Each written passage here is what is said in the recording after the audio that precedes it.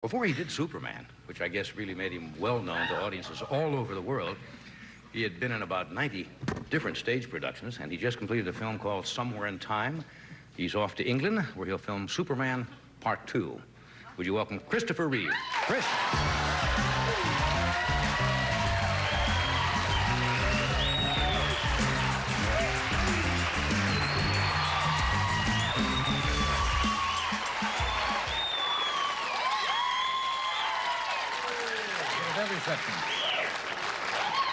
Isn't that nice to hear all that? That's very nice. Screaming and yelling and so forth. You know, I haven't seen you since the night of the April 9th in the Academy Awards. Academy Award night, right. We ran into each other there, and I just want to say that I think for the first time in the history of awards, ever since I was a little kid, I've been watching. It was funny, and it moved, and it was a total delight. Thank you. Really, That's nice. you know? Thank you. Yeah. That's nice. So it's nice to be there. It really was. That was an interesting evening from many standpoints. Of course, since then, John Wayne has died. And I've never told this on the air before. I was going to tell it, I think, a couple of days after he died, and I didn't want to do it because it almost sounded a little maudlin, but I didn't know John Wayne really well. I've seen him at social functions. He'd been on the show, and we'd rapped, you know, here and there. But to show you the kind of a man he is, and this says something about the character of the guy, that he went to the hospital, you know, immediately after that, and really never came out of the hospital. In about 10 days after the Academy Awards, I got this letter at home. It says, John Wayne. I said, my gosh, and I opened it, and it was a note from John Wayne saying, just says, Dear Johnny, I just wanted to tell you how appreciative I was, how gracious you were to me, and how comfortable you made me feel during the Academy Awards, and you did a wonderful job, and signed Duke Wayne. Mm-hmm. And I said, my God, I said, here's a guy who's got all of these personal problems, you know, and still took time out while he was in the hospital to send a note like that. Yeah, I mean, it meant a great deal, and that was special coming. And I really kind of, you know, people can do things, but boy, when you do them when you're down like that, it's something else. Anyway, you're going to Superman Part 2. How do you follow that? It was such a big smash. Well, I've always been concerned about that because we're living in the age of the rip-off, really, you know, where people say, let's see, now we get all those people back again, and it's 10 years later, and now they're married, and we'll figure out, and we'll, how do we write out Dreyfus, and how to, whatever, But Jaws 2 pulled it off. They did, indeed. In fact, I've just worked for the director, Jeannot Swark, a very talented man who came in and bailed out Jaws 2 when it was really in trouble and made it a big hit. And, but I'm concerned that there was such nice response on the part of the public to Superman 1, and I sort of feel that once you have flown and fallen in love and turned the world backwards, what are you going to do for an encore, you know? And I'm concerned that we don't, you know, that they don't get in Bozo the Clown to direct it and let's pick up pieces off the cutting room floor and put it together. And, in other words, do something classy. Yeah, and continue, because there's a real allegiance on the part of the audience. This character's been around for 40 years. People Isn't it funny how they had a resurgence, a rebirth, practically? Absolutely. And I think we stand a chance if we keep our act together of making a sequel that can be as good as the first one. You know, it's a delicate line, as you well know, to draw the line between out-and-out camp, having fun, and reality, and to blend those things so it doesn't become an all-out silliness, has a little bit of reality in it, although you have to suspend reality, obviously. You know what I found with the ingredients for the character? To play Superman, it's 90% costume. You know, 90% let the costume do the work, and the other 10% is a sense of humor. Yeah. So that if this man can do all these amazing things, he must not be impressed with himself.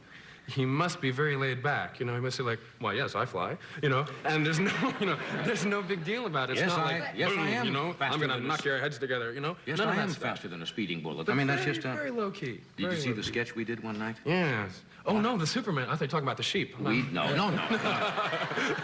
Last time I followed Rodney Dangerfield. This time I follow a sheep. We did a sketch one night on what would happen. It was the honeymoon of Lois Lane. And I know what's coming. And, I didn't see it, but I know what's coming. Yeah, and we had the honeymoon, and he carries her into the hotel suite, and she doesn't know who he is, of course. She's married Clark Kent. And I jumped behind the little thing, and I took off, and she's lying in bed with a negligee, and I come out, and I have the costume on. And she says, Clark, you're really Superman. He says, that's right, Lois. We jump in bed, the lights go out. They're out for about 3 seconds. Lights come on, and we're sitting there. She turns and says, well, you are faster than a speeding bullet. He wrote the whole sketch just for that.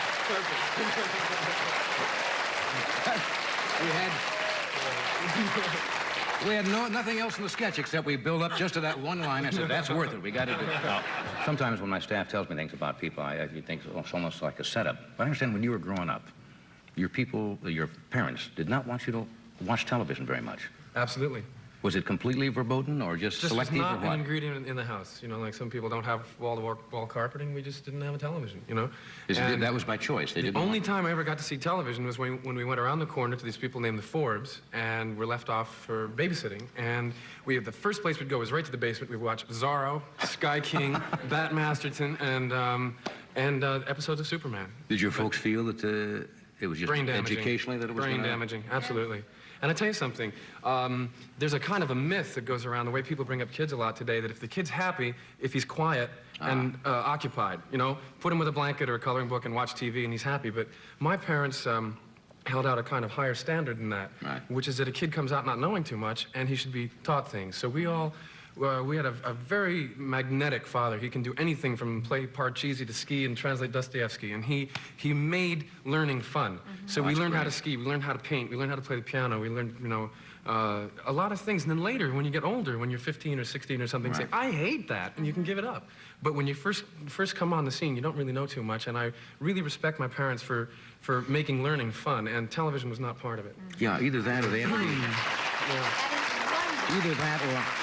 Either that or parents should be very selective in what young children watch and say, all right, you can watch this show for 1 hour a day and say, hey, that's it. Yeah, just because a kid's quiet does not mean that he's happy or that he's learning, you know? Well, that could mean he's also dead. He's not stop breathing and just choke in a second. If you don't check it. It's completely the responsibility of the parent. Sure it is. Because whatever goes into your head is the individual that we are turning into an adult. Yeah, and the point is that later you can come along and make choices and say, God, I can't draw to save my life. I always, in drawing class in school, you know, the teachers, you draw a picture of a barn and your dog Spot and a tree and stuff, and you'd bring it up. I try to finish really fast, you know, and I'd bring it up, she'd say, no, put more clouds in the sky, or put the tree over there, or put Spot over there, and it was like programming how to do art. I lost interest in it completely. Because it was too regimented. But then on the other hand, I asked for piano lessons. I went to my mother when I was 8. Did you stay with it? Yeah, I still play. I've played for 20 years now. You see, my folks, and they meant well. Didn't force me, but I was kind of pushed. Well, who taught you magic? Did you? That was an interest I took up when I was a kid, you know. I read a book one day about how to amaze your friends and be the hit of the party. I said, I'd like to be the hit of the party. No, I wasn't immediately the hit of the party, but I was shy when I was a kid. And magic was a way to overcome that and kind of be the center of attention and kind of hide behind the role of the magician. Yeah. But my folks sent me to, I can still remember her name, Cora Beals. School of Magic? No, the piano teacher. Cora, when I even went, was a little long in the tooth. She was, and it was 25 cents a week. Wow. 25 cents a lesson. And I didn't stay with it. I got through the John L. Williams second piano book. All right. Do you remember the John L.? John A. Thompson, I think it is. The piano book. Everyone's graded. It's a red book, and you first. Oh, no. This was John L. Williams, and it was, I played Up the Hill, Down the Hill. Did you get to the Row, spin row, it your song? boat. What? Did you play the spin it song? Or the spinning song? No. Oh, you missed out. That was the real That was a hit. Right. Yeah, that was the important If I'd have just got to the spinning song, it would have been a whole new life for me. Forever. Now, you can sit and play and enjoy it, Yeah. and I never got to that point. I guess my folks should have stayed on me a little harder. I should have really...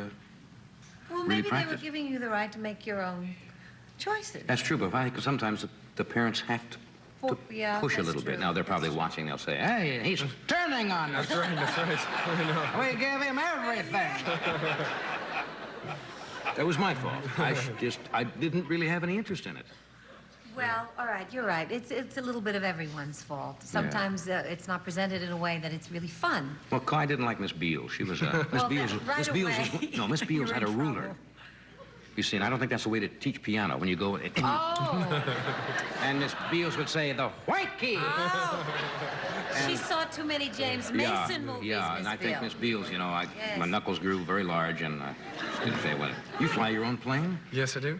It's one of the coincidences of playing Superman. I keep doing all this talk about, well, I'm really an actor, folks, and they didn't find me on the But you're beach also and a all that pilot. stuff. And then the first thing that happens, I have to come out and talk about flying because it's my #1 passion in life, and that doesn't help any. But I've always loved flying, and I fly my own plane, and I fly my own glider. I have a 15-meter standard class sailplane, and I can be found most days about 15,000 feet over El Mirage. You know? Isn't that a great feeling? That's one of the few things you can Saves do. a lot on drugs, you know? Yeah. No, don't tell me Superman is... no. He didn't say that. No, but those of us, and Ed's a pilot, and I have a pilot's license. Really? Oh, yeah. Those of us who fly, it's like scuba diving. It's one of those few things you can still do on your own, Yeah.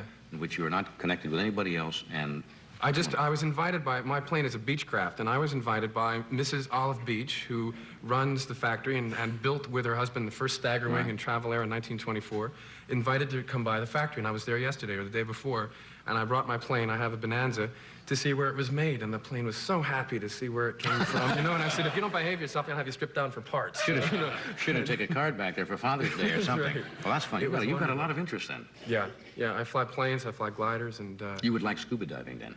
If you like flying. I think you'd like scuba There's an diving. interesting thing, you must never mix, apparently, you must never mix scuba diving with flying because of the difference in pressure. I don't know if anybody dies, but if you go underneath, a lot of people have been very badly hurt and gotten the bends and stuff because they fly to a resort and they scuba dive and get in the plane and the pressure kills them, you know, it's... Yeah, that's that great contrast. Yeah. So don't do that. Yeah, that's right. Next time you... Physical things like that, I've never part of my... I do not swim. I have a license. It's a driver's license. But you do have a bathing suit. I do have a bathing suit. Close enough. house, That's close right? enough. Yeah, It's not important that you swim if you have a bathing suit. Well, I found that I use the bathing suit a great deal for other purposes. Right. But I do envy people. You are a sneaky Yes, they goof, are. That's you right. know. We'll let them in here. But there's so many things I miss. I would love to be able to go down and look at the coral. And You can so learn that. It's very simple. Take a few lessons. Yeah. Take a few lessons from a qualified instructor, and Is they there teach you a in your way own to pool. do that without getting the water over your face? No, you don't. If you are chicken of the sea, yes. But otherwise, you can't do that. Boy, you got to pull them out from... Something else I didn't know. You and Robin Williams were classmates or went to the same school together? That's right. We were in the advanced program at the Juilliard School of Drama. And there was certainly nothing they could teach him. You know, the first performance I ever saw him do was he played the old man in Tennessee Williams' Night of the Iguana. And he uses that character sometimes now in his own act. But we used to have speech class together with this lady named Edith Skinner, who's taught everybody from John Barrymore on down. And at 8 in the morning, we'd be there going tick, tick, tick, tick, ting, tick, tick, tick, tick, tick, tick, ting, you know, working on your T's and doing speech exercises and stuff. And Robin was... I don't see him falling into that too easily. No, Robin is somebody that, see, what drama school can do is make you an ensemble actor, and they've produced, Juilliard is one of the best schools in the country and produces a very high level of training.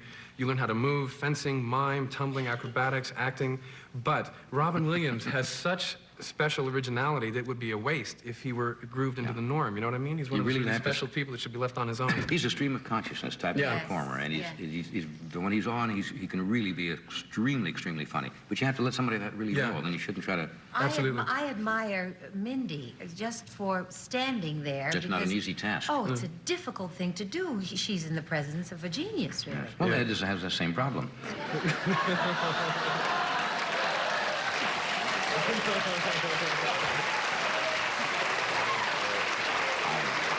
I really felt small saying that, but somebody had to. Somebody else. It's not hurting And too bad. since nobody was going to, I figured, what the hell? It's my show. We'll be right back.